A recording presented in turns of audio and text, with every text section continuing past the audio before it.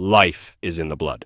If you really want to understand how far ahead the Bible was on this one, you have to remember how badly people misunderstood blood for most of human history. We look at medicine today, blood tests, IV fluids, transfusions, and it all feels obvious, but it wasn't. For centuries, the dominant medical practice wasn't preserving blood, it was removing it. Bloodletting was common in Europe, Asia, and even early America. They believed sickness lived in the blood, so draining it must help. It didn't. It killed thousands. Even George Washington died after losing too much blood.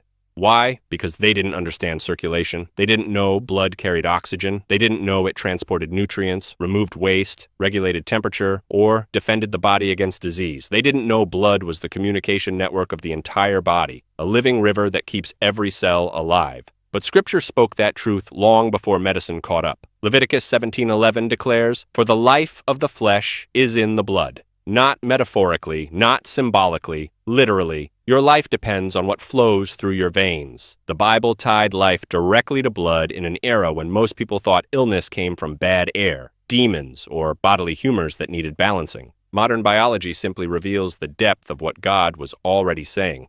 Cut off blood flow, tissue dies, lose too much blood, life ends. Damage its components, and every system suffers. Even our language remembers this truth. Lifeblood, bloodline, heartbeat of a nation. We instinctively feel what Leviticus said plainly long before microscopic science existed. Life is carried in blood. The Bible didn't make this claim to impress anyone scientifically. It made it to teach something spiritual, that life, forgiveness, and covenant were tied to the shedding of blood. Physical truth pointing to spiritual truth. Biology echoing theology. So when modern medicine finally mapped circulation in the 1600s, and when hematology uncovered the dozens of life-sustaining functions of blood, it didn't correct Scripture. It confirmed what God had already woven into the human body and into biblical revelation. The more we learn about blood, the more Leviticus sounds less like an ancient guess and more like a foundational truth spoken by the one who designed life in the first place.